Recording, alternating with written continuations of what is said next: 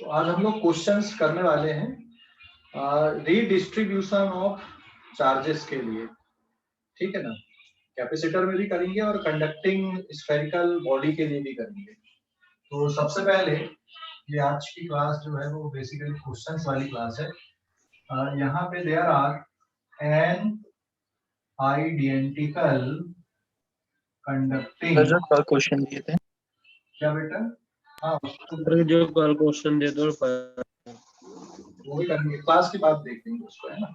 N identical conducting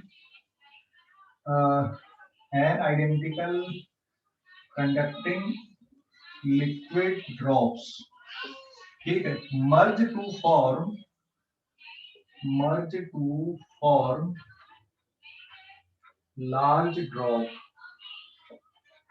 so there are N identical conducting liquid drops हैं और ये मर्ज होकर, और ये सभी चार्ज हैं यहाँ पे, ठीक है ना।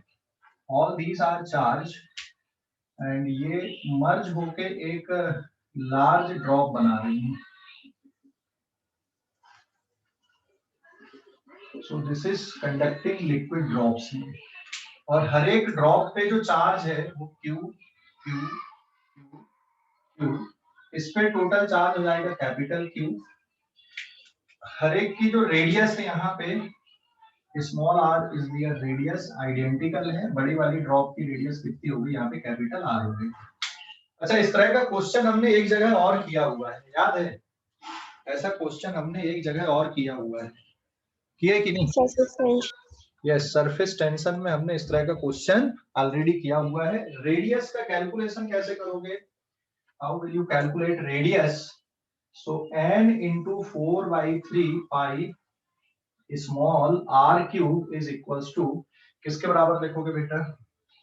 रेडियस के कैलकुलेशन में कैसे लिखोगे? Radius n into 4/3 pi r cube is equals to किसके बराबर होगा? किसके बराबर होगा ये? n into 4/3 pi small r cube 4/3 pi capital R cube. तो इसमें 4/3 पाई और ये टर्म हो जाएगा कैंसिल, और now it will be n to the power 1/3 small r is equals to capital R. This is the relationship between radius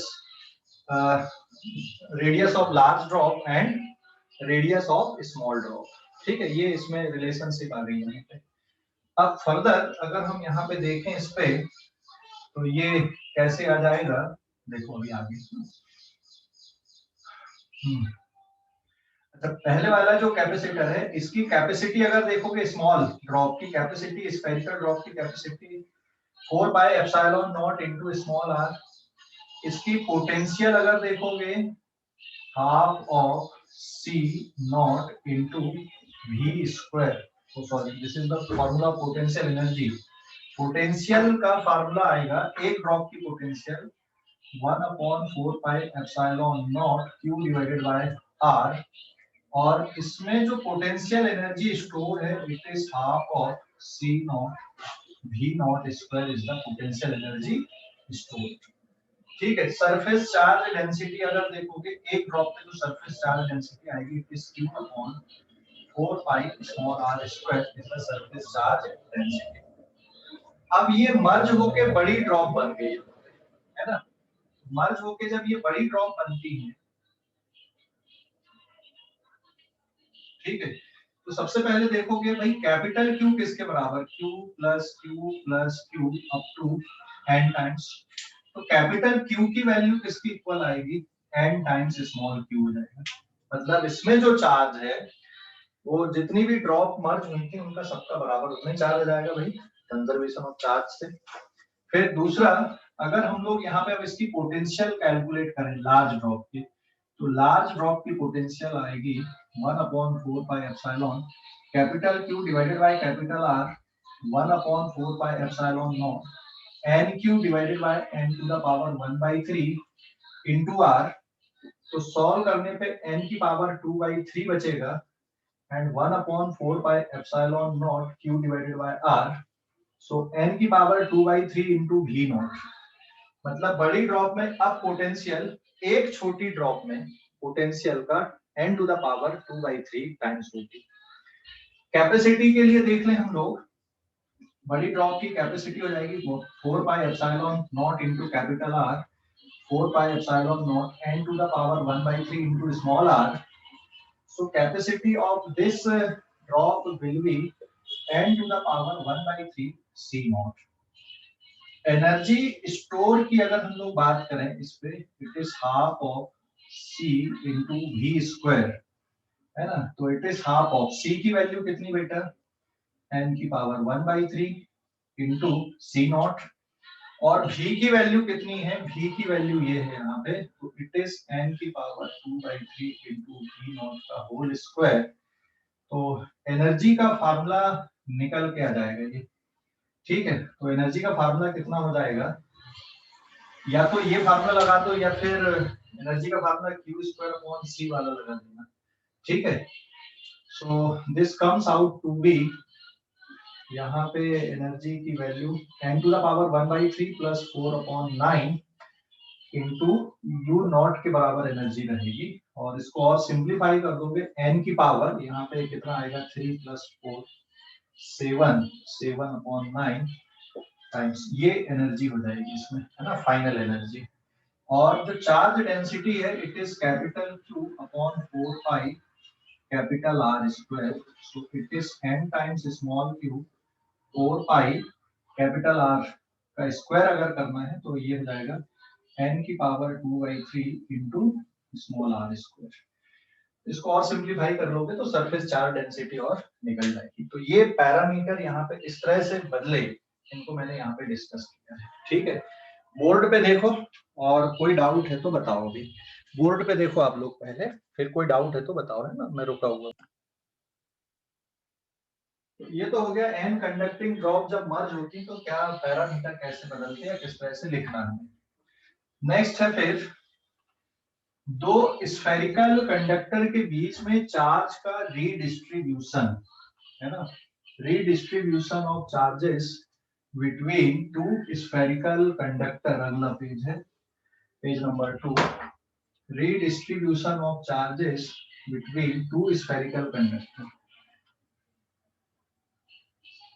Redistribution of charges between two spherical conductors. Two spherical conductors के बीच में charges का redistribution. So this is our next heading here, हाँ? ठीक है, ये next heading है redistribution of charges between two spherical conductors, ठीक है। सिचुएशन समझोगे, ये एक कंडक्टर लिया मैंने, स्फेरिकल कंडक्टर, इसकी रेडियस है a and now it is connected with conducting wire, और ये दूसरा स्फेरिकल कंडक्टर है, इसकी रेडियस है b। Now the switch is open here, switch is open, और इस पे अभी चार्ज है Q1 और इस पे चार्ज है अभी कितना Q2, इस पे चार्ज है, ठीक है। एक पे चार्ज है Q1 और एक पे चार्ज है Q2। चलो बाकी पैरामीटर हम लोग लिख लेते हैं। इसकी पोटेंशियल आ जाएगी V1 = 1/4 pi epsilon not Q1/A। दूसरे वाले की पोटेंशियल हो जाएगी 1/4 पाई एप्सिलॉन नॉट Q2/V। अच्छा, इसको एक काम कर सकते हो आप, R1 और R2 के फॉर्म पे लिख लो रेडियस के लिए ना, A और B नहीं लिख रहा है तो R1 और ये R2, ठीक है। ये दोनों की पोटेंशियल है। पहले वाले की कैपेसिटी है 4 पाई एप्सिलॉन नॉट R1, दूसरे वाले की कैपेसिटी है 4 पाई एप्सिलॉन नॉट R2। पहले वाले पे जो एनर्जी स्टोर है U1, पहले वाले पे जो एनर्जी स्टोर है U1I, है ना, U1I is half of C1V1 square कर दोगे, या फिर Q1² 2C1 कर दोगे, और दूसरे वाले पे जो एनर्जी स्टोर है it is half of C2V2 square, और इट इज Q2² 2C2, ठीक है। This is the energy store initial energy इतनी स्टोर है। क्लियर हो गया बेटा? तो ये दो स्फेरिकल कंडक्टर हैं, एक पे चार्ज है Q1, एक पे चार्ज है Q2, और चार्ज के कारण फिर दोनों पे पोटेंशियल आ जाएगी, है ना। जैसे आपके पास ये दो स्फेरिकल कंडक्टर हैं, ऐसे ये दो स्फेरिकल कंडक्टर आपने लिए, और एक पे चार्ज है Q1 और एक पे चार्ज कितना है Q2 चार्ज है। फिर उनके पैरामीटर, तो इस पे पोटेंशियल V1, दूसरे पे पोटेंशियल V2, इसकी कैपेसिटी C1, इसकी कैपेसिटी C2, समझ गया ना। इस पे एनर्जी U1, इस पे एनर्जी U2, ये हो गया आपका भाई। क्लियर हो गया कि नहीं? तो ये पैरामीटर समझ गए, इसके जो लिखा हूं मैंने यहाँ पे एनर्जी स्टोरेज के, फिर कैपेसिटी के, बाकी जो पैरामीटर मैंने लिखा है, ये समझ गया बेटा? कोई डाउट अभी इस पे, इन पैरामीटर्स पे कोई डाउट है क्या? हेलो, इन पैरामीटर्स पे कोई डाउट है क्या? और ये कंडक्टिंग वायर लगा हुआ है यहाँ पे, this is the conducting wire, ये कंडक्टिंग वायर है। Now the switch is closed, switch is closed. अभी स्विच को क्लोज कर देते तो क्या होगा बताओ जरा।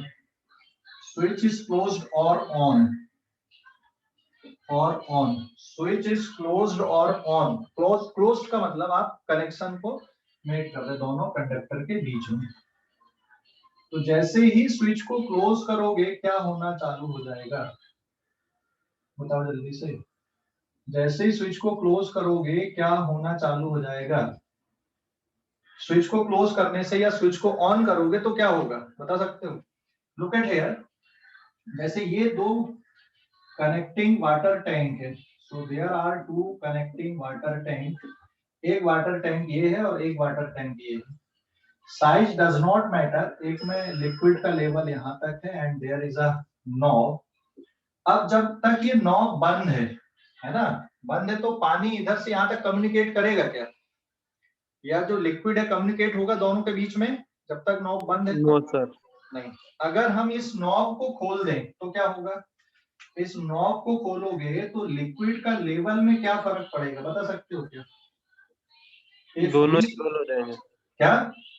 दोनों इक्वल हो जाएंगे। इफ नॉब इज ऑन, जैसे नॉब को ऑन करोगे इसका जो लिक्विड है जिसमें, अच्छा इससे कोई फर्क नहीं पड़ता है कि किसमें पानी कम है किसमें ज्यादा है, कोई फर्क रहेगा इससे क्या? आपने नॉब को ऑन किया तो नॉब को ऑन करने से किसका लिक्विड किस में आएगा? इसमें आएगा ना, क्योंकि इस पे लेवल ज्यादा है और इस पे लेवल कम है। सो लुक एट हियर, मैं इस लेवल को किससे डिनोट कर दूं यहाँ पे V1 से, और इस लेवल को किससे डिनोट कर दूं V2 से। तो इसका लेवल डिक्रीज होगा and finally both have the same level. इसका लेवल डिक्रीज होके इतना हो जाएगा और इसका लेवल बढ़ के इतना हो जाएगा and finally both attain the same level, है ना। तो यहाँ पे जो लिक्विड है उसको आप क्या ट्रीट कर लो? चार्ज ट्रीट कर लो कि भाई डेल्टा क्यू अमाउंट का चार्ज इससे इस पे चला गया। तो सिमिलरली अगर मान लो मैं इसकी पोटेंशियल V1 है और इसकी पोटेंशियल V2 है, suppose it is 20 volt, let मैंने ये 20 वोल्ट लिया और इसकी पोटेंशियल सपोज 10 वोल्ट है, क्या होगा बेटा बताओ जरा? चार्ज चलेगा ना, किधर से किधर चलेगा चार्ज? किधर से किधर जाएगा चार्ज बताओ? चार्ज किधर चलेगा? पॉजिटिव चार्ज किधर चलेगा? पॉजिटिव चार्ज हमेशा हायर पोटेंशियल से किधर चलता है? लोअर पोटेंशियल की तरफ चलता है। और कब तक चलेगा ये चार्ज बताओ जल्दी से? So there will be a redistribution of charges, और ये तब तक चलेगा जब तक दोनों का लेवल कैसा ना हो जाए, जब तक दोनों का लेवल सेम ना हो जाए। अभी ये लेवल सेम हो गया है ना। So now charge will, positive charge will flow from higher potential to lower potential till potential becomes same, और ये तब तक चलता रहेगा जब तक दोनों की पोटेंशियल सेम नहीं हो जाती। अब इसकी भी पोटेंशियल मान लो V हो गई, यहाँ पे इसकी भी पोटेंशियल V हो जाएगी और इसकी भी पोटेंशियल कितनी हो जाएगी V, तो चार्ज का फ्लो रुक जाएगा फिर। तो V1 dash is equal to V2 dash is equal to, जैसे भी हुआ चार्ज का फ्लो रुक गया, और इस प्रोसेस में अब इसमें ऐसा थोड़ी कि पूरा खाली हो जाएगा, इस पे भी चार्ज रहेंगे और इस पे भी चार्ज रहेंगे। तो अब चार्ज कितना है इसमें, इस पे चार्ज हो गया Q1 डैश और इस पे चार्ज हो गया Q2 डैश। ठीक है, एक पे चार्ज आ गया यहाँ पे Q1 डैश और दूसरे वाले पे कितना चार्ज हो गया Q2 डैश। जैसे यहाँ पर पहले कितना था, पहले इस पे था Q1 और इस पे कितना था Q2, तो इसका कम होके हो जाएगा Q1 डैश और इसका बढ़ के कितना हो जाएगा Q2 डैश हो जाएगा। समझ गए कि नहीं? तो मैंने यहाँ पे पानी की टंकी से इसको कनेक्ट करके बताया है जिससे आप चीजों को आसानी से समझ लो। क्लियर हो गया बेटा? कोई डाउट अभी इस पे, कॉन्सेप्ट पे कोई डाउट? तो Q1 डैश और Q2 डैश की मैग्नीट्यूड सेम रहेगा ना? नहीं नहीं, जरूरी नहीं है कि सेम रहे भाई, ये छोटी पानी की टंकी तो इसमें कम पानी रहेगा, इसमें ज्यादा रहेगा, बट लेवल सेम होगा। चार्ज सेम होगा या नहीं होगा ये डिपेंड करेगा ना सिचुएशन पे। अगर मान लो बिल्कुल आइडेंटिकल पानी की टंकी है तो फिर तो बराबर बराबर आएगा, लेकिन आइडेंटिकल नहीं है तो सिर्फ पानी का लेवल उसमें सेम होगा। पानी किसमें कम होगा किसमें ज्यादा होगा वो तो किसका साइज ज्यादा या कम है उस पर डिपेंड करेगा ना। समझ गए? हाँ, तो लेवल सेम होगा, अमाउंट सेम होगा ये जरूरी नहीं है। अगर आइडेंटिकल रहते, दोनों आइडेंटिकल रहते तो रीडिस्ट्रीब्यूशन के बाद में दोनों का लेवल कैसा होता? फिर रीडिस्ट्रीब्यूशन के बाद में दोनों का लेवल इक्वल होता। ठीक है, लेकिन आइडेंटिकल नहीं है इसलिए जरूरी नहीं है कि लेवल सेम हो। तो सपोज, अच्छा एक और बात, जैसे ये 20 और ये 10 है तो ऐसा थोड़ी कि बिल्कुल बीच में ही आएगा 15 वोल्ट होगा। तो 15 वोल्ट तब होता जब दोनों आइडेंटिकल रहते, लेकिन यहाँ आइडेंटिकल नहीं है। अगर आइडेंटिकल लेना रहता मुझे तो मैं R1 और R2 नहीं लेता ना, मैं तो सिंपल R ले लेता। मैंने इसलिए R1 और R2 अलग अलग लिया यहाँ पे। ठीक है, तो मान लो अब इसकी जो पोटेंशियल है समथिंग, सपोज ये कितना ले लिया मैंने 14 वोल्ट ले लिया और इसकी पोटेंशियल भी कितनी ले लिया मैंने 14 वोल्ट लिया यहाँ पे। ठीक है, ब्लैक कि दोनों में जो चार्ज का डिस्ट्रीब्यूशन है तब तक होता रहेगा जब तक दोनों की पोटेंशियल सेम नहीं हो जाती। ठीक है, जब तक सेम नहीं हो जाती। तो सेम का मतलब आधी आधी नहीं है, सेम का मतलब आधा आधा नहीं है। जैसे भाई ये वाला जो लेवल है ये वाला लेवल मान लो 100 सेंटीमीटर का और ये लेवल मान लो 20 का है, तो ऐसा थोड़ी कि बिल्कुल बीच में आएगा भाई। ठीक है, डिपेंड करेगा कंडीशन पे कि जो कॉमन पोटेंशियल आ रही है वो कितनी है। अब उसके लिए हम लोग फार्मूला डिराइव कर लेंगे यहाँ पे कि भाई कॉमन पोटेंशियल कितनी आती है। ये वाली वैल्यू को हमें अभी यहाँ पे फाइंड आउट करना है कि कॉमन पोटेंशियल की वैल्यू कितनी होती है। समझ गए?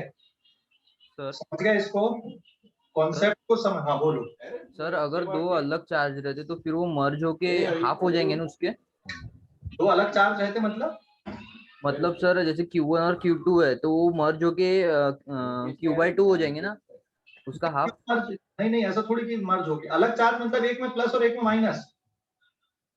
नहीं सर, प्लस दोनों।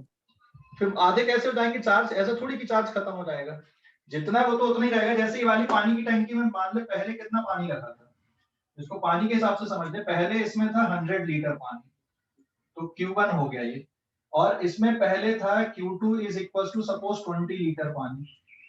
अब आपने नॉब खोल दिया तो पानी का लेवल बराबर होगा, तो टोटल पानी कितना है 120 लीटर ना, ये तो फिक्स ही रहेगा। हाँ या ना?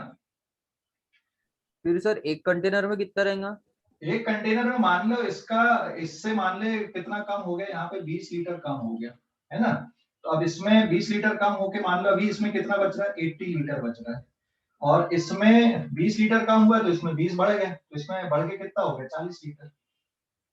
तो टोटल अभी भी देख 40 प्लस 80 कितना हो गया 120, और पहले भी उतना ही था 120। तो जो पानी है वो ऐसा थोड़ी कि कहीं बाहर चला जाएगा, मर्ज होके आधा थोड़ी बचता पानी, वैसे चार्ज के लिए समझो।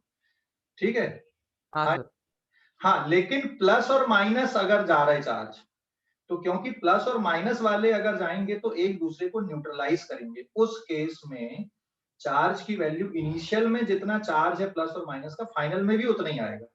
लेकिन थोड़ा सा नेचर इस तरह से चेंज होगा वहां पे प्लस और माइनस में कि भाई ओवरऑल मैग्नीट्यूड ऑफ चार्ज वो डिक्रीज होगा, नेट चार्ज डिक्रीज नहीं होगा, मैग्नीट्यूड ऑफ चार्ज वहां पे डिक्रीज करेगा इनिशियल का और फाइनल का। ठीक है, मतलब कि अलग अलग का जो मैग्नीट्यूड है वो थोड़ा सा चेंज करेगा। वो भी अपन लोग देखेंगे अभी। तो चार्ज हमेशा कंजर्व होते हैं, तो आप इसमें कंफ्यूज नहीं हो, प्लस हो माइनस हो कोई फर्क नहीं पड़ता। आपको क्या करना, हमेशा इक्वेशन किस तरह से लिखना है कि Q1 plus Q2 is equal to Q1 dash plus Q2 dash. आपको हमेशा ये इक्वेशन को फॉलो करना है, क्योंकि यहाँ पे कोई थर्ड पार्टी नहीं है, बस ये जो चार्ज रीडिस्ट्रीब्यूट हो रहा है किनके बीच में हो रहा है, इन दोनों के बीच में ही हो रहा है। तो पहले जितना चार्ज है बाद में भी उतना ही है। अब आप कंफ्यूज नहीं होना कि सर एक में प्लस और एक में माइनस है तो क्या है। अगर मान लो इसमें प्लस है और इसमें माइनस है तो यहाँ पर भी वैल्यू वैसी रखना, एक की प्लस की और एक की माइनस की, तो फाइनली भी उतना ही चार्ज आएगा। ठीक है, समझ गए? हेलो, हाँ सर। हाँ, तो चार्ज सिर्फ रीडिस्ट्रीब्यूट हो रहा है, चार्ज कहीं पे लॉस नहीं कर रहे हैं हम लोग, है ना, चार्ज सिर्फ रीडिस्ट्रीब्यूट हो रहा है। क्लियर हो गया बेटा? कोई डाउट अभी? हेलो, इस डिस्कशन पे कोई डाउट है क्या? बोलो जल्दी से, कोई डाउट है क्या इस डिस्कशन पे? No sir. ठीक है, स्क्रीनशॉट लो अब इस पेज का, स्क्रीनशॉट ले लो जल्दी से। ले लिए? स्क्रीनशॉट ले लिए क्या? हेलो, अरे स्क्रीनशॉट ले लिए क्या? Yes sir.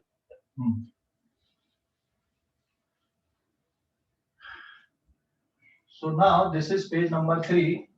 अब हम लोग देख रहे हैं भाई चार्ज डिस्ट्रीब्यूट इस तरह से हो रहा है, v1 dash is equals to v2 dash is equals to v 1 upon 4 pi epsilon naught q1 dash upon r1 या फिर 1 upon 4 pi epsilon naught q2 dash upon r2। तो इसको रीअरेंज कर ले अपन, तो ये वाला टर्म यहाँ पे कैंसिल आउट हो जाएगा। इसका मतलब q1 dash upon r1 dash r1 is equals to q2 dash upon r2. This implies that q1 dash upon q2 dash is equals to r1 upon r2. तो बेटा चार्ज इस ratio में distribute करेंगे यहाँ पे, ठीक है,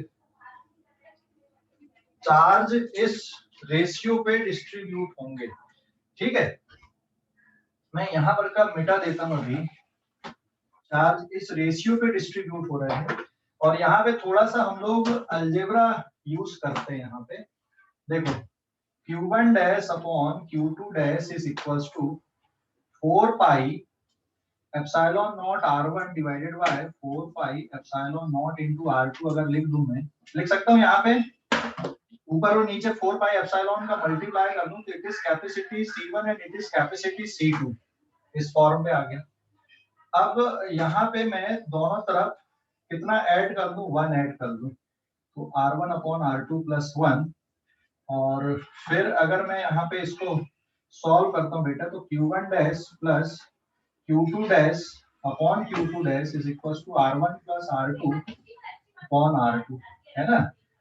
तो ये जो q2 डैश है ये किसके बराबर आ गया यहाँ पे, r2 upon r1 plus r2 into q1 dash plus q2 dash. लेकिन q1 dash plus q2 dash वापस किसके बराबर है,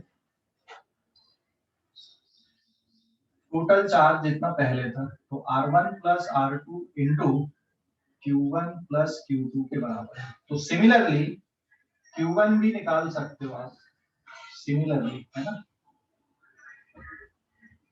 सिमिलरली q1 डैश की वैल्यू आ जाएगी r1 upon r1 plus r2 into q1 plus q2 के इक्वल। तो दोनों से जो चार्ज आ रहा है बाद में वो इस फार्मूले से डायरेक्टली आप निकाल सकते हो। ठीक है, स्क्रीनशॉट लो इस पेज का। और मैं रुका हुआ हूँ,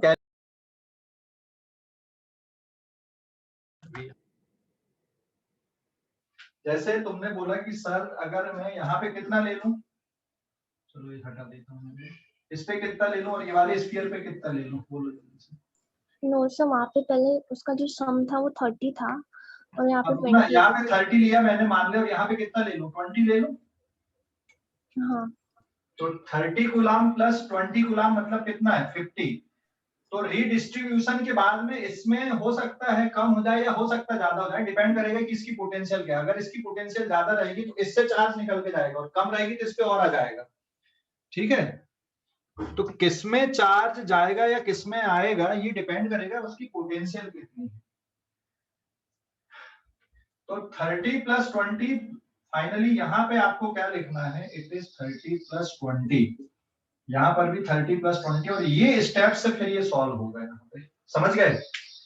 हेलो सर अभी यहाँ पे आपने 30 और 20 किया तो जब स्विच ओपन है तो उसमें चेंज नहीं होगा क्या? स्विच ओपन है तब चेंज नहीं होगा ना बेटा, 30 का 30 रहेगा और 20 का 20 रहेगा। जब स्विच क्लोज करोगे तो इस किसी एक में से दूसरे पे जाएगा, जिसकी पोटेंशियल ज्यादा रहेगी उसमें से दूसरे पे जाएगा। मान लो इसकी पोटेंशियल ज्यादा है तो यहां से इस पे जाएगा, और मान लो अब इस पे कम होके सपोज इस पे कितना हो गया 28 हो गया फॉर एग्जांपल, और इस पे कितना हो गया फिर 22 हो गया, समझ गए? Hello yes sir. ओवरऑल उतना ही बना रहेगा। अच्छा अगर मैं मान लो यहाँ पे -20 ले लेता तो यहाँ पे 30 - 20 करते तो 30 - 20 मतलब कितना बचता, 10 बचता। तो ओवरऑल यहाँ पर अब 10 डिवाइड होता आपका, 30 - 20 मतलब कितना बचा 10। तो सपोज इसमें 8 आ गया और इसमें कितना हो गया 2 हो गया, बराबर है। 30 - 20 कितना हो गया +10, 8 + 2 कितना हो गया 10। तो अभी भी उतना ही और पहले भी उतना ही है। लेकिन अगर तुम अलग अलग मैग्नीट्यूड देख रहे हो, यहाँ पे 30 है यहाँ पे 20, तब इसमें 8 है और ये 2 है, अलग अलग मैग्नीट्यूड अगर ऐड कर रहे हो 30 का मैग्नीट्यूड + 20 का तो ओवरऑल 50 होता है। लेकिन यहाँ पे कितना है, अलग अलग मैग्नीट्यूड ऐड करते हो तो 10 होता है। लेकिन चार्ज को हम लोग वेक्टर सम नहीं करते, चार्ज को हम लोग कौन सा सम करते हैं, स्केलर सम करते हैं, समझ गए? Yes sir. तो अभी 30 और -20 है तो 8 और 2 बच रहा है, क्योंकि ओवरऑल कितना मान लो 10 था। ये एग्जांपल के लिए बताया मैंने बस। तो अभी क्लियर हो गया? आगे बढ़ूं मैं अब, स्टेप्स आगे बढ़ाऊं, स्टेप्स आगे बढ़ाऊं क्या? सर हाँ बोलो। सर वो जो साइड पे आपने अलजेब्रा कराया ना वहाँ पे वो सेकंड स्टेप से एक और बार बता रहा। ये यस सर।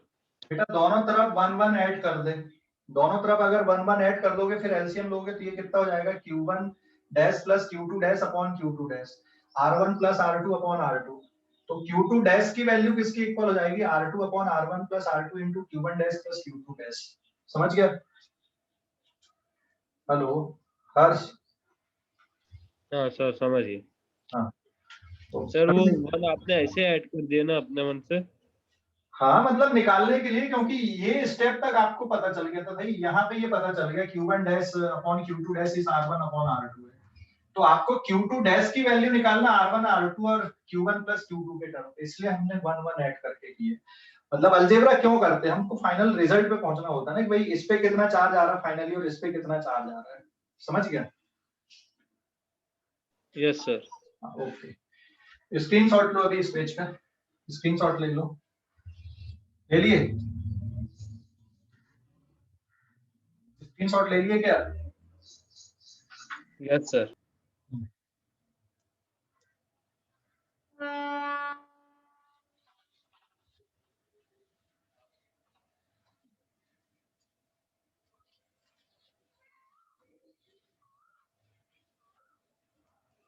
पेज नंबर 4 है कि 5 आ गया अभी, शायद 5 आया। 4 है। नहीं ना रे 5 आएगा शायद, 4 ही है क्या? ठीक है। तो सिचुएशन कैसी थी हमारे पास में, वी हैव 2 स्फेरिकल कंडक्टर, एक की रेडियस r1 एक की रेडियस है r2 and they are connected with conducting wire. एक पे चार्ज है q1 एक पे चार्ज है q2। जब आपने स्विच को क्लोज किया, ये स्विच क्लोज किया, चार्ज इसमें रीडिस्ट्रीब्यूट होना चालू करे, इस पे चार्ज आ गया q1 डैश, इस पे चार्ज आ गया q2 डैश, ठीक है। और अभी इसकी पोटेंशियल है v1, इसकी पोटेंशियल है v2, इसकी कैपेसिटी है c1, इसकी कैपेसिटी है c2। अब potential v1 dash equals to v2 dash and that is equals to v, समझ गए ना, कॉमन पोटेंशियल हो गई। तो चार्ज हमेशा उतना ही बना रहेगा। अब जो स्टेप्स हम लोगों ने जो आंसर्स निकाले वो ध्यान देना, q1 डैश की वैल्यू डायरेक्ट हमने निकाल दिया, q1 डैश किसके बराबर, r1 upon r1 plus r2 into q1 plus q2. Similarly, q2 dash is r2 upon r1 plus R2 into Q1 plus Q2। ठीक है, ये सीधे सीधे आ गया। तो अब कॉमन पोटेंशियल कितनी आएगी? Common potential will be either 1/4 pi epsilon not into Q1 dash upon R1 या फिर 1/4 pi epsilon naught Q2 dash upon R2। तो Q1 डैश की वैल्यू पुट कर देना यहाँ पे। तो it is 1/4 pi epsilon naught. Q1 dash कितना बेटा? R1 divided by R1 plus R2 into Q1 plus Q2 whole divided by R1। तो इसमें देख सकते हैं R1 और कैंसिल हो गया, तो सॉल्व करने पे बच रहा है Q1 plus Q2 divided by 4 pi epsilon naught R1 plus R2, है ना। अच्छा, इस पे जो चार्ज है ये एक फार्मूला और रहेगा, Q1 is equal to C1 V1 और ये Q2 इक्वल टू क्या लिखोगे? C2 V2 लिखोगे कि नहीं? हाँ, तो यहाँ पे ये जो पोटेंशियल आ रही है it is Q1 plus Q2 लिखा रहने दे रहा हूँ मैं, Q1 plus Q2 divided by 4 pi epsilon का अंदर मल्टीप्लाई कर लो, R1 plus 4 pi epsilon naught into R2, है ना। तो ये Q1 plus Q2 divided by C1 plus C2 आ गया। तो बहुत ही इंटरेस्टिंग रिजल्ट आ गया यहाँ पे कॉमन पोटेंशियल का, Q1 plus Q2 divided by C1 plus C2, 4 pi epsilon naught R1 it is 4 pi epsilon naught into R2। और Q1 और Q2 क्या है आपके? Q1 और Q1 एंड Q2 क्या है बेटा? यहाँ पे Q1 एंड Q2 को आप लिख सकते हो C1 V1 plus C2 V2 upon C1 plus C2। So remember this is the common potential, directly कर सकते हो स्फेरिकल कंडक्टर के लिए। तो ये जो अलजेब्रा मैंने किया इसको भी पूरा अच्छे से देख लो एक बार, और कोई डाउट है तो बताओ इस अलजेब्रा पे, फिर आगे बढ़ेंगे।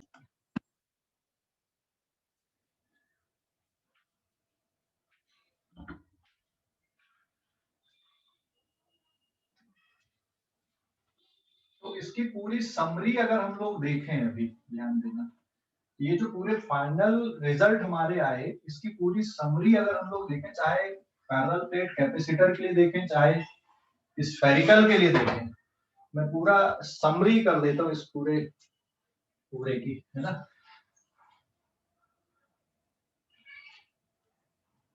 इस पूरे नोट की समरी हम लोग ले लेते हैं, चाहे वो स्फेरिकल के लिए हो चाहे इसके लिए हो, कनेक्शन के पहले और कनेक्शन के बाद में, ठीक है ना। तो समरी में हम लोग इसको पानी की टंकी से ही एग्जांपल हम लोग लेते हैं ताकि आप लोग इसको कनेक्ट कर पाओ। यहाँ पे नॉब लगी हुई है, अब ये बंद है ना, और इसमें पूरा पानी भरा हुआ है, इसका लेवल इतना है, इसमें लेवल कम है, ठीक है। इसके बाद में जब आप नॉब को ओपन करते हो तो there will be exchange of liquid between the two container. तो इसका जो लेवल है अभी वो V1 है, इस पे पानी मतलब Q1 है, इसका लेवल है V2 और इस पे पानी है Q2, इसकी कैपेसिटी है C1 और इसकी कैपेसिटी कितनी है C2, ठीक है ना। ऐसे यहाँ पे जब आप इस नॉब को ऑन कर दोगे, है ना, दिस नॉब इज ऑन, तो फिर दोनों में जो लेवल आएगा वो सेम हो जाएगा, होगा कि नहीं? दोनों में लिक्विड का लेवल, तो दोनों में लिक्विड का लेवल अब सेम हो गया, इस पे भी V आ गया और इस पे भी V आ गया, इस पे Q1 डैश और इस पे Q2 डैश, कैपेसिटी पे थोड़ी फर्क पड़ेगा। हाँ, एनर्जी स्टोर भी बदल जाएगी दोनों में, पहले इसमें ज्यादा पानी स्टोर था, अब इसमें कम हो गया मान लो। तो एनर्जी स्टोरेज की अगर मैं बात करूं तो इसमें अभी UI एनर्जी है, U2I है, इस पे अब एनर्जी हो गई U1F और अब इसमें एनर्जी हो गई यहाँ पे U2F, है ना। तो एक्चुअल में इन दोनों एनर्जी का जो सम है वो हमेशा ग्रेटर रहेगा इन दोनों एनर्जी से, मतलब there will be always loss in potential energy, है ना। जो एनर्जी है वो हमेशा लॉस होगी। और अगर एनर्जी का फार्मूला आप देखते हो, मैं इसी को कैपेसिटर के फॉर्म पे भी लिख दूं तो एक चीज नहीं बदलेगी, it is Q1 dash plus sorry Q1 plus Q2 is equal to Q1 dash plus Q2 dash, ये कभी भी नहीं बदलेगा, है ना। अगर हम इसको स्फेरिकल कैपेसिटर के फॉर्म पे ले लें, मैं नीचे कैपेसिटर बना देता हूँ, बीच में फिर हम लोग स्टेप्स लिख देंगे। ये जैसे मान लो कैपेसिटर लिया हमने, अभी ये स्विच ओपन है और ये दूसरा spherical capacitor R1 and R2, ठीक है। और फिर जब आपने स्विच को क्लोज किया, या जिसको आप अपनी कॉमन लैंग्वेज में बोलते हैं कि ऑन कर दिया हमने, ठीक है। So they are two spherical conductor, है ना, दे आर। अब इस पे चार्ज कितना मान लो Q1, इस पे चार्ज है Q2, इसकी पोटेंशियल है V1, इसकी पोटेंशियल है V2, इसकी कैपेसिटी C1, इसकी capacity C2, and after that Q1 dash and Q2 dash, और दोनों की potential V1 dash and V2 dash same होके कितनी हो जाएगी, दोनों की पोटेंशियल V हो जाएगी। अगर मैं कैपेसिटी की बात करूं यहाँ पे, तो इसकी capacity 4 pi epsilon naught R1, इसकी कैपेसिटी कितनी बेटा, C2 is equal to 4 pi epsilon naught into R2, और पहले वाले की जो पोटेंशियल आएगी it is 1/4 pi epsilon naught Q1 upon R1, और दूसरे वाले की जो पोटेंशियल है 1/4 pi epsilon naught Q2 upon R2। तो जो कॉमन पोटेंशियल है ये डायरेक्ट आप लोग लिखोगे C1 V1 plus C2 V2 divided by C1 plus C2। This is the formula of common potential. और चार्ज किस तरह से डिस्ट्रीब्यूट होंगे, R1 अपॉन R2 या फिर C1 अपॉन C2 के फॉर्म पे चार्ज इस पे डिस्ट्रीब्यूट होंगे, ठीक है। समझ गए कि नहीं। चार्ज का डिस्ट्रीब्यूशन इस तरह से रहेगा, चार्ज का डिस्ट्रीब्यूशन ऐसा आएगा यहाँ पे। तो ये कुछ पैरामीटर्स हैं जिनको आप लोग डायरेक्टली याद रखो। कॉमन पोटेंशियल का formula C1 V1 plus C2 V2 upon C1 plus C2, charge इस तरह से डिस्ट्रीब्यूट हो रहे हैं। या कॉमन पोटेंशियल को आप ऐसा भी लिख सकते हो, क्योंकि हमने पढ़ा भाई Q इक्वल्स टू क्या पढ़े हमने, C भी पढ़े, तो कॉमन पोटेंशियल को आप ऐसा भी लिख सकते हो, it is Q1 plus Q2 divided by C1 plus C2। अब चार्ज की वैल्यू विद साइन सब्स्टिट्यूट कर दो, अगर प्लस प्लस चार्ज है तो प्लस प्लस, और अगर एक प्लस और एक माइनस है तो वैसी वैल्यू सब्स्टिट्यूट कर दो, ठीक है। समझ गए, कोई डाउट इस पे। और एनर्जी का जो फार्मूला होता है, एनर्जी का फार्मूला आप हाफ CV स्क्वायर यूज कर लो या फिर half of Q square upon C use कर लो, है ना। ये एनर्जी का फार्मूला, जैसे U1 आई तो हाफ C1 V1 स्क्वायर, और यहाँ पे हाफ C2 V2 स्क्वायर। अब पोटेंशियल कॉमन हो गई है तो half C1 V square and it is again half C V square बन जाएगा। और फिर अगर आपको लॉस निकालना तो टोटल इनिशियल एनर्जी का सम कर लो, फिर टोटल फाइनल का सम कर लो और डिफरेंस ले लो। तो इस तरह की ये जो क्वेश्चन है इनको आपको ऐसे हैंडल करना है। बात समझ गए, कोई डाउट इस पे। ये कौन से नंबर का पेज है, ये बोलो जल्दी से, कौन सा नंबर का पेज है ये डिस्कशन में। हेलो, फिफ्थ है। तो ये समझ गए या डाउट है कुछ, ये डिस्कशन पूरा समझ में आ गया कि डाउट है, जल्दी बोलो भाई, डिस्कशन समझ में आ गया कि डाउट है। हेलो, डिस्कशन समझ गए या डाउट है, अरे बोलो जल्दी से, डिस्कशन समझ गए कि डाउट है कुछ।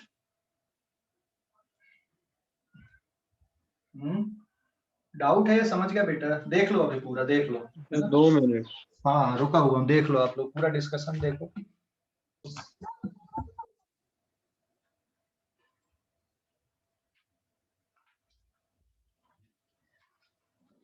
तो सेम मेथड हम लोग पैरेलल प्लेट कैपेसिटर के लिए भी अप्लाई कर सकते हैं। जो हमने स्फेरिकल कंडक्टर के लिए किया, सेम मेथड हम लोग पैरेलल प्लेट कैपेसिटर के लिए कर सकते हैं। भाई page number 6।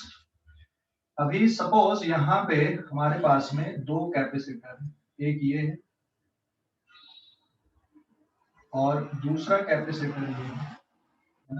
Suppose we have 2 capacitor, parallel plate capacitor.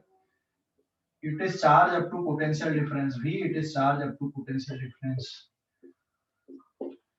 इस पे चार्ज है Q1, इस पे चार्ज है Q2, इसकी कैपेसिटी C1, इसकी कैपेसिटी C2, ठीक है। ये प्लेट है A और ये B और ये X और ये Y, समझ गए ना। अगर हम एनर्जी स्टोर देखें तो पहले वाले में जो एनर्जी आएगी half of C1 V1 square या half of Q1 square upon C1 and U2 आई, दूसरे वाले में जो एनर्जी स्टोर है it is half of C2 V2 square या फिर half of Q2 square upon C2। ठीक है, और Q1 और Q2 की वैल्यू अगर देखोगे आप, Q1 is equal to C1 V1 and Q2 is equal to C2 V2। ठीक है, अभी हम लोग क्या कर रहे हैं यहाँ पे, केस 1 जो है हमारी स्टडी में वो ये है, if positive positive and negative negative plate are connected together, अगर प्लस प्लस वाली प्लेट को एक साथ और माइनस माइनस वाली प्लेट को एक साथ कनेक्ट करें तो क्या होगा। ठीक है, तो अगर हम मान लो बेटा प्लस प्लस वाली प्लेट को एक साथ कनेक्ट कर देते हैं, ये A और ये है X, फिर से चार्ज का रीडिस्ट्रीब्यूशन होना चालू होगा, है ना। अभी देखो प्लस प्लस वाली प्लेट आपस में कनेक्टेड है, तो इधर के चार्ज और इधर के जो चार्ज है वो तो सेम ही रहेंगे, सेम मतलब इनिशियल चार्ज जो भी आप कैसे लिखना है, और ये डिस्ट्रीब्यूशन तब तक होता रहेगा जब तक दोनों की पोटेंशियल सेम नहीं हो जाती। तो यहाँ पर भी कंडीशन यही आएगी कि Q1 plus Q2 is equal to Q1 dash plus Q2 dash. ठीक है, इस पे भी प्लस चार्ज है, इस पे भी प्लस है, हाँ, लेकिन चार्ज की वैल्यू बदल जाएगी। इसकी कैपेसिटी है C1, इसकी कैपेसिटी है C2, इस पे चार्ज हो जाएगा Q1 डैश और इस पे चार्ज हो जाएगा Q2 डैश। समझ गए, एक पे चार्ज Q1 डैश और एक पे चार्ज कितना हो गया Q2 डैश। कॉन्सेप्ट यही चलेगी यहाँ पे, चार्ज तब तक रीडिस्ट्रीब्यूट होते रहेंगे जब तक दोनों की पोटेंशियल सेम नहीं हो जाती, और कॉमन पोटेंशियल डायरेक्ट अगर हम लोग लिख दें यहाँ पे V is equal to Q1 dash upon C1 Q2 dash upon C2, और Q1 dash upon Q2 dash is again C1 by C2। ठीक है, और फिर कॉमन पोटेंशियल का फार्मूला डायरेक्ट आप ये लिख सकते हो, it is Q1 plus Q2 divided by C1 plus C2 या C1 V1 plus C2 V2 upon C1 plus C2। ठीक है, फाइनल एनर्जी जो स्टोर आएगी U1F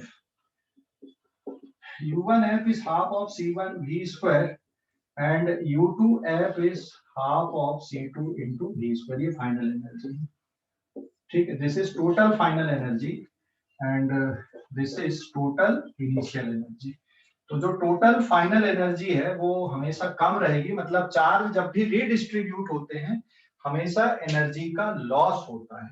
ठीक है, हमेशा एनर्जी का लॉस होता है, तो लॉस कैसे निकालोगे, total initial energy minus total final energy stored in capacitor. तो प्लस प्लस वाली प्लेट को अगर आपने कनेक्ट किए तो रिजल्ट इस तरह से बनने वाले हैं। समझ गए, हेलो, समझ गए इसको, कोई डाउट, समझ गए या कोई डाउट है इस पे। सर बी पॉइंट पे नेगेटिव चार्ज है ना, किस पे, बी पॉइंट पे, बी पॉइंट नहीं है, बी वाली प्लेट है, इस पे नेगेटिव चार्ज, इस पे प्लस है, और ऐसे इस पे एक्स वाली भी प्लस है, तो प्लस प्लस वाली को कनेक्ट किया आपने, और अगर मैं पलट के कनेक्ट कर दूं एक प्लस और एक माइनस, तो कहां पे चेंज होगा, अगला केस हम लोग देखते हैं। अगर एक प्लस वाली प्लेट और एक दूसरे वाली की माइनस वाली प्लेट को कनेक्ट कर दे तो क्या होगा। अच्छा, इसमें मान लो ये वाला कैपेसिटर अनचार्ज रहता तो कहां पे चेंज करते बताओ फार्मूले पे। अगर ये वाला कैपेसिटर अनचार्ज रहता मतलब पोटेंशियल इसकी जीरो रहती, चार्ज जीरो रहता, बट कैपेसिटी तो रहती ना, तो कहां पे चेंज आता फार्मूले पे, Q1 plus zero equals to Q1 dash plus Q2 dash आएगा, ऐसा नहीं कि Q2 डैश जीरो हो जाएगा। तो अगर एक खाली है बिल्कुल और सिर्फ दूसरे वाले से चार्ज आ रहा है तो आफ्टर रीडिस्ट्रीब्यूशन दोनों में चार्ज बचेंगे, तो यहाँ पे मेथड में आएगा आपका Q1 plus zero is equals to Q1 dash plus Q2 dash. Common potential Q1 plus zero upon C1 plus C2 या C1 भी plus zero divided by C1 plus C2, बाकी सब कुछ पूरा टर्म वैसे ही चलेगा आपका। समझ गए, हेलो, अरे बोलो भाई, समझ सर गए। एक बार बताना अभी जो आपने बोले जीरो का। मैंने ये बोला बेटा कि अगर ये वाला कैपेसिटर न्यूट्रल रहता तो क्या होता, कहां पे चेंज करते। अच्छा ठीक है, स्क्रीनशॉट ले ले पहले जल्दी से, स्क्रीनशॉट ले लिया, स्क्रीनशॉट ले लिया, हेलो, यस सर। ठीक है, एक मिनट, उसके बाद फिर वो वाला डिस्कशन बता देता हूँ। पेज नंबर 7, अगर एक की प्लस और एक की माइनस वाली प्लेट कनेक्ट होती, ठीक है, एक का प्लस और एक की माइनस वाली प्लेट अगर कनेक्ट होती, मतलब यहाँ पे इसको y और इसको क्या ले लेते हैं हम x, एंड सपोज इसमें Q1 का मैग्नीट्यूड ग्रेटर है Q2 के मैग्नीट्यूड से, मतलब Q1 का मैग्नीट्यूड ज्यादा है, तो आफ्टर रीडिस्ट्रीब्यूशन इसमें प्लस वाला ही रहेगा और इसमें कितना आएगा माइनस वाला, लेकिन यहाँ पे चेंज क्या करोगे आप, Q1 माइनस Q2 करना पड़ेगा, बाकी सब कुछ ऐसे ही चलेगा। यहाँ पे आंसर पे ये टर्म एक और आ जाएगा, बाकी कहीं पे कोई फर्क नहीं पड़ने वाला है, ठीक है।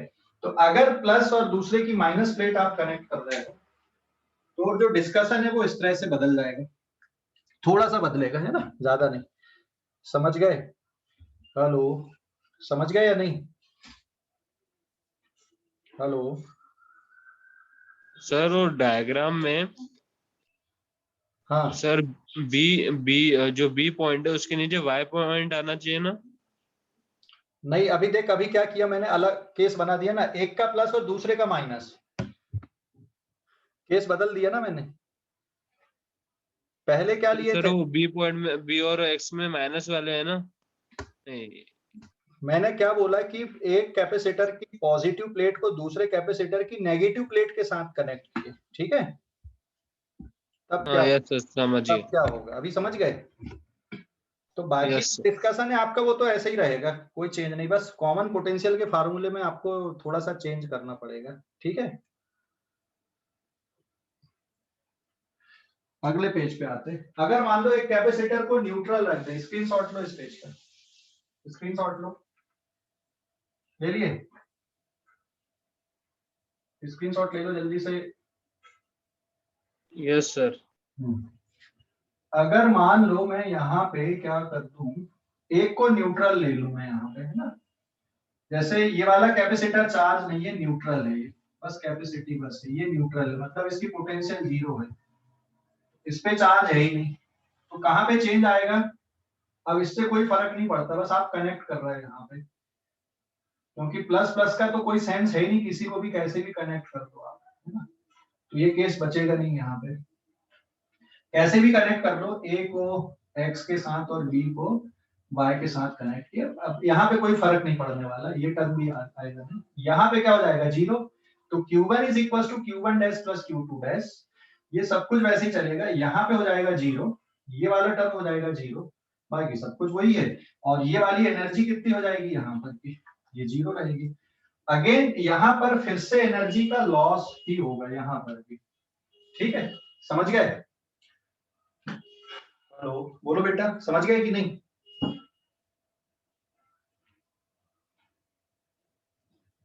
अरे बोलो जल्दी से,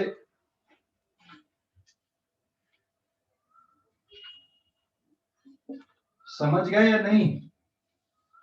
सर एक और बार बता। इसको ऐसा इमेजिन कर, एक खाली पानी की टंकी और एक भरी वाली टंकी है, और बीच में कम्युनिकेटिंग ट्यूब लगी हुई है, ठीक है, तो क्या होगा, जो भरी वाली पानी की टंकी, उससे पानी क्या होगा, खाली वाली की तरफ आएगा ना, यस सर। बस वैसा ही है, एक कैपेसिटर खाली और एक भरा है, तो इसका कुछ चार्ज यहाँ पे आ जाएगा, बस वही किया हमने, समझ गया? तो सर 0 क्यों लिखा है वहां पे? कुछ रहेगा? इसमें ये खाली है ना, इसलिए 0 रखा ना मैंने, ये अलग केस बना दिया ना मैंने यहाँ पे, दिस इज केस नंबर 3, ठीक है।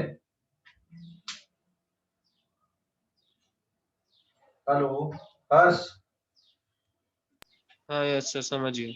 ओके, अभी स्क्रीनशॉट लो इस पेज का, है ना, इस पेज का भी स्क्रीनशॉट ले लो, ले लिए, ले लिए क्या? Yes sir. हाँ, एक क्वेश्चन देखते हैं हम लोग फटाफट से इसका।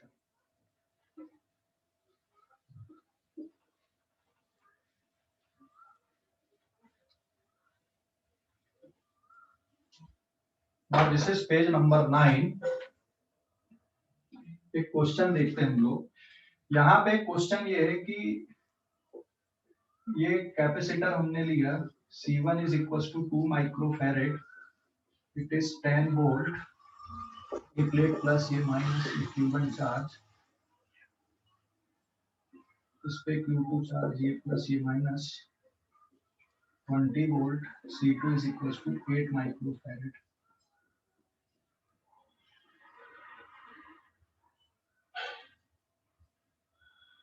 ये स्विच अभी ओपन है और इधर से ये ऐसा सर्किट है। तो अभी चार्ज इधर उधर जाएंगे कि अभी जहां पे है बिल्कुल वैसे ही रहेंगे चार्ज? जहां पे जैसे वैसे ही रहेंगे ना, अभी इधर उधर तो नहीं जाएंगे ना। जब ये स्विच को तुम बंद कर दोगे यहाँ पे या ऑन कर दोगे तो क्या होगा, फिर चार्ज का रीडिस्ट्रीब्यूशन चालू हो जाएगा। तो Q1 is equals to C1 V1 10 plus it is 20 microcoulomb और Q2 चार्ज कितना C2 V2 it is 160 microcoulomb, है ना। एनर्जी स्टोरेज अगर आपको देखना यहाँ पे U1I half of C1 V1 square, तो ये जो एनर्जी आएगी यहाँ पे इट इज 2 कैंसिल 100 माइक्रोजूल और U2I is half of C2 V2 square, it is यहाँ पे कितना हो जाएगा ये 800 माइक्रोजूल। देखो कैसे, यहाँ पे कितना बचेगा 20 का 400 बराबर है ना 800 माइक्रोजूल। नाउ अभी ये स्विच को अगर हम लोग क्लोज कर देते हैं क्या होगा, अभी चार्ज का रीडिस्ट्रीब्यूशन होना चालू हो जाएगा।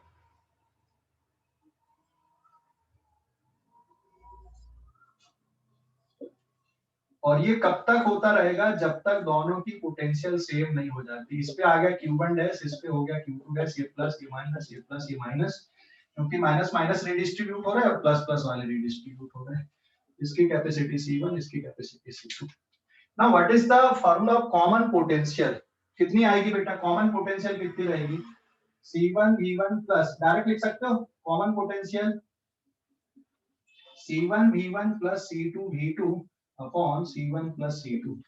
ठीक है, कितना आ जाएगा यहाँ पे, ये C1 is 10 plus C2 is 8 into 20 divided by 10 हो जाएगा, मतलब 2 प्लस 8। सॉल्व करने पे कितना आ गया बताओ जरा यहाँ पे फटाफट, 20 160 180 upon 10, so what is the answer here 18 volt. तो कॉमन पोटेंशियल कितनी हो गई अब यहाँ पे, it is 18 volt. Q1 dash की वैल्यू कितनी आ गई C1 V1, C1 and V, ये कितना था 2, इट इज 36 माइक्रोकूलम और Q2 की वैल्यू क्या आ जाएगी यहाँ पे C2 V, it is 8 144 microcoulomb, है ना। देखो पहले भी कितना चार्ज है यहाँ पे, पहले भी कितना चार्ज है, पहले भी कितना चार्ज है बेटा यहाँ पे, पहले भी टोटल है 180 और अभी भी 180 है, बस रीडिस्ट्रीब्यूट हो गया। हाँ सर यू इनिशियल सेकंड वाले की 1600 होंगी ना, 1600, एक मिनट, हाफ C2 भी, ये 8 है मतलब 4 बचेगा और 4 और उसका स्क्वायर, हाँ 1600 माइक्रो। अब ऐसे ही यहाँ पे इसको और आगे सॉल्व कर लेना, तो इसमें जो एनर्जी स्टोर आ रही है अभी U2I सॉरी U1F है ना, ये U1F आ जाएगा half of C1 V1 half of C1 V square, तो ये है 2 माइक्रोफैरेड, 2 कट गया और इट इज 144 माइक्रोजूल, है ना। और इस पे कितना आ रहा है बेटा यहाँ पे U2F is half of C2 V square, तो C2 कितना था 8 मतलब 4, 288 आ जाएगा ये, हेलो 144 की ज्यादा आएगा। 18 का स्क्वायर कितना होता है, what is the square of 18, 18 का स्क्वायर सर 324। हाँ तो इसका डबल रहेगा यहाँ पे, क्योंकि 2 4 जा 8 4 टाइम्स और इसमें 4 4 जा 16 4 2 जा 8 और 1 9 और 4 3 जा 12 माइक्रोजूल, ये इतनी है। तो यहाँ पे देख टोटल कितनी आ रही है 1700 जूल, और यहाँ पे कितनी आ रही है 1700 या कम आ रही है यहाँ पे? हेलो, कितना आ रहा है यहाँ पे? हाँ, उतनी आ रही कि कम हो गई कुछ? हेलो,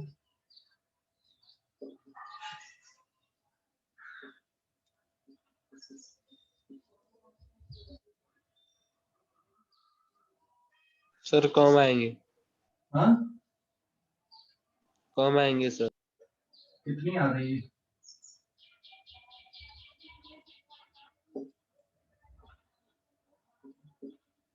ये आ रही 1400 है ना, और यहाँ पे कितनी टोटल 1700। तो एनर्जी का लॉस हुआ कि नहीं हुआ? एनर्जी का लॉस हुआ पूरी प्रोसेस पे? हेलो, एनर्जी का लॉस हुआ बेटा?